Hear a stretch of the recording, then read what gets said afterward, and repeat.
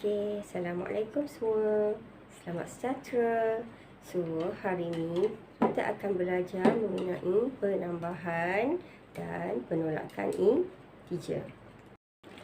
Okey, so hari ini kita lihat kepada penambahan dan penolakan integer. Okey, so kita lihat contoh soalan yang pertama. 8 tambah positif 3. Okey, so sekarang 8 tambah positif 3. Tambah dan positif, so ia adalah tambah. Operasinya adalah tambah. So, jadi kita tahu bahawa 8 tambah 3. So, 8 tambah 3 ialah positif 11. Okey, so kalau kita menggunakan garis nombor, macam mana kita nak menggunakan garis nombor untuk kita selesaikan mencari nilai 8 tambah positif 3. Okey, so kita ada garis nombor. Okey, so katakan ini adalah positif 8. Okey, positif 7.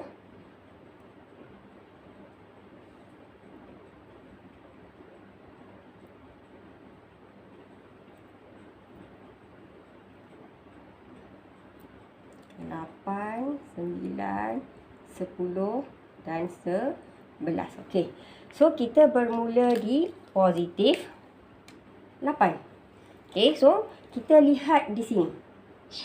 Okey, kita lihat 8 tambah 3. So bila tambah 3 bermaksud ia akan bergerak ke kanan. Okey, so ke kanan 3 langkah. 1, 2, 3.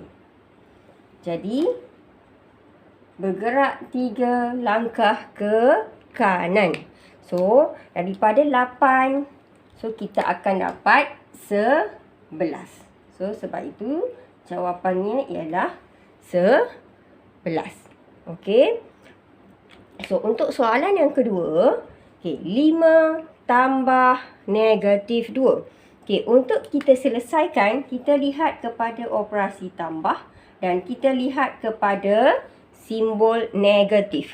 Okey, tambah dan negatif, simbol ia adalah berbeza. So, bila simbol berbeza, so kat sini simbol dia berbeza. So, kita akan dapat, okey, positif iaitu tambah dan negatif akan jadi tanda tolak. So, 5 tolak 2. So, maka kita akan dapat nilai positif 3. Okey, untuk garis nombor pula. Okey, untuk garis nombor, macam mana cara kita nak menerangkan? So, kita, okey, 5. 4, 3 dan 2. So, gerakan ini gerakan ke kiri. Okey. So, sekarang kita bermula daripada 5. Sekarang kita perlu tolak 2. So, bila kita perlu tolak 2, so kita akan bergerak ke kiri. So, kita akan bergerak ke kiri. 1, 2, 3. Sorry. 1, 2. So, kita akan dapat jawapan kita adalah 3. Okey, bergerak 2 langkah ke kiri. So, ini maksudnya kita gerakkan 2 step. Okey, 2 langkah ke kiri. Yang ini kita bergerak 3 langkah ke kanan. Okey, So, untuk 5 tolak 2, so kita akan dapat 3. Okey, next kita akan bergerak ke soalan yang seterusnya. Okey, so kita lihat contoh soalan yang ketiga. 2 tolak positif 4. So, mula-mula kita kenal pasti operasi yang nyata. 2 tolak positif. So, simbol di sini pun simbol berbeza. Okay, ingat bila simbol yang berbeza, so kita akan dapat tanda negatif ataupun tanda operasi tolak. So, kita akan dapat 2 tolak 4. Okey, so bila kita kira 2 tolak 4, okey, sebelum ni kita dah belajar tentang hutang. Okey, kalau kita baca konsep hutang, 2 tolak 4 ialah duit ada RM2, hutang ada RM4. So, maka kita punya yang tinggal ialah hutang. So, hutang kita masih ada 2. So, 2 tolak 4 akan dapat negatif 2. Okey, untuk penggunaan garis nombor. Okey, so 2 tolak 4. Okey, so kita lihat 2 tolak 4. Okey, so kita mula dengan 2. So, bila tolak, kita akan bergerak ke kiri. So, ni 1, sifar, negatif 1, negatif 2. So, kita akan bermula dengan 2 lah. Okey. So, kita akan lihat kepada tolak 4. So, bila tolak, dia akan bergerak ke kiri sebanyak 4 langkah. 1, 2, 3, 4. Maka jawapan kita adalah negatif 2. Okey. Satu lagi cikgu nak terangkan untuk yang menggunakan rumah. Okay, kalau kita guna rumah. Okey, so ini konsep rumah. Okey, so kita ada rumah positif. Kita ada rumah negatif. Okey, 2 berada di rumah positif. 4 berada di rumah negatif. So, rumah yang berbeza kena cari beza ataupun hasil tolak. 4 tolak 2 sama dengan 2. So, nak letak di mana 2? So, letak di angka yang paling besar berada di rumah negatif. So, sebab itu jawapan dia adalah negatif 2. Okey, so itu adalah konsep rumah. Okey. Okey, so kita lihat contoh soalan yang keempat. Okey, negatif 1 tolak negatif 4. Okey, tanda tolak dan tanda negatif. Simbol ini adalah simbol sama. So, bila simbol sama, ia akan jadi tanda tambah. Okey, so ia akan jadi simbol positif. So, negatif 1 tambah 4. Okey, negatif 1 tambah 4. Kalau kita baca konsep hutang, hutang RM1, duit ada RM4. Okey, so bila bayar hutang, apa yang masih tinggal? Yang masih tinggal adalah duit sebanyak 3. Okey, so kalau kita menggunakan garis nombor pun sama juga. Okey, garis nombor kita hanya perlu gerakkan daripada negatif 1.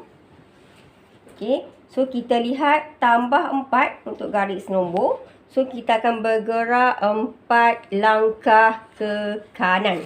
Okey, so 1, 2, 3, 4. So, ini sifar.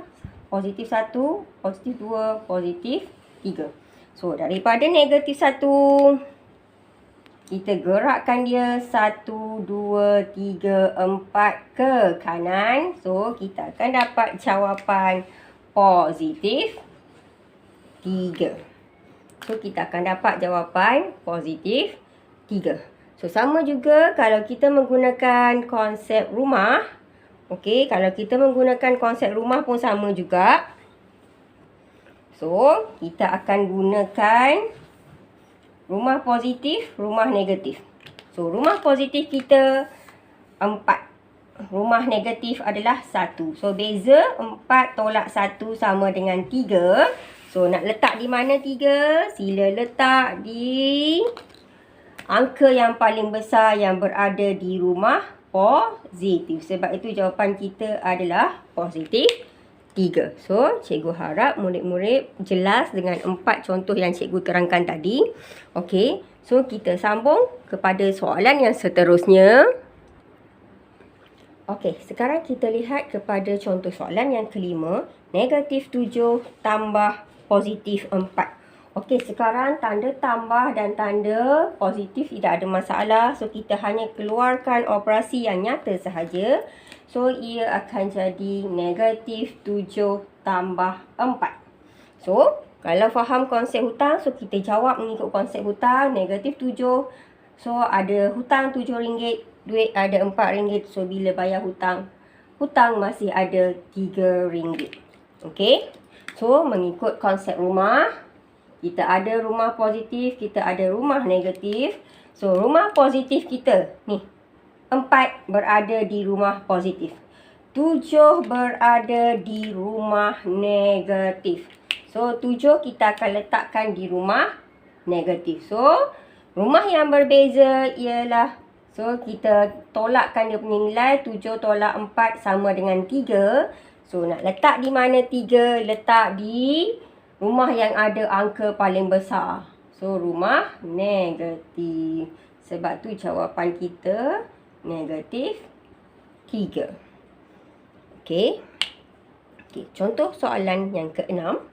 Negatif 2 tolak positif 4. Dan jadi masalah kat sini tanda tolak dan tanda positif. Simbol ini adalah simbol berbeza. Okey.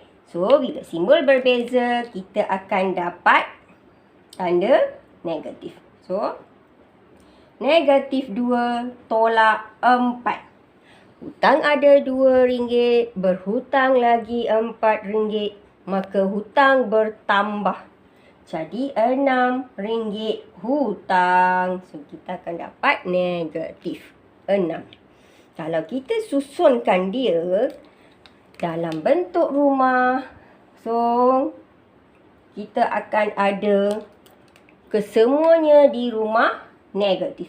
2 berada di rumah negatif, 4 pun berada di rumah negatif. So, jumlah dia akan jadi 6. So, di rumah negatif, jadilah negatif 6. Okey. So, kita lihat soalan yang seterusnya. Okey, kita lihat kepada contoh soalan yang ke-7. Negatif 9 tolak negatif 3. So, kita lihat tanda tolak dan kita lihat tanda negatif. So, sekarang kita tahu simbol ini adalah simbol yang sama. So, bila simbol sama, ia akan jadi tambah. Okey. So, akan jadi negatif 9 tambah 3. Hutang ada RM9, duit ada RM3. Bayar hutang, maka hutang masih ada RM6 hutang. Okey, kalau kita susun bentuk rumah, okey, rumah positif, rumah negatif. 9 berada di rumah negatif. So, salin 9 dekat rumah negatif. 3 berada di rumah positif. So, salin di rumah positif. Okey, ia berada di rumah yang berbeza. So, tolak 9 tolak 3. So, kita akan dapat 6. Nak tulis di mana 6? Tulis pada rumah yang ada angka yang paling besar, iaitu angka 9. So, 6 berada di sini di rumah negatif. So, jawapan dia adalah negatif 6. Okey, so kita lihat untuk contoh kita yang terakhir hari ini. 8 tambah negatif 5. So, kita lihat kepada tanda tambah dan kita lihat kepada tanda negatif. So, sekarang dua simbol ini adalah simbol yang berbeza. So, bila simbol yang berbeza, kita akan dapat tanda tolak. Operasi tolak ataupun simbol yang kita dapat adalah simbol negatif. Okey. So, 8. Sini jadi tolak 5. 8 tolak 5 seperti biasa sahaja. Tak perlu nak susun ikut rumah pun tak apa. 8 tolak 5. So, kita akan dapat positif 3. Okey, simbol positif nak tulis pun tak apa, tak tulis pun tak apa sebab positif 3 tetap sebagai positif walaupun tidak ada simbol. Okey, so cikgu harap murid-murid jelas dengan 8 contoh yang cikgu terangkan hari ini. So, sampai kita berjumpa lagi untuk tajuk yang seterusnya. Okey, terima kasih semua.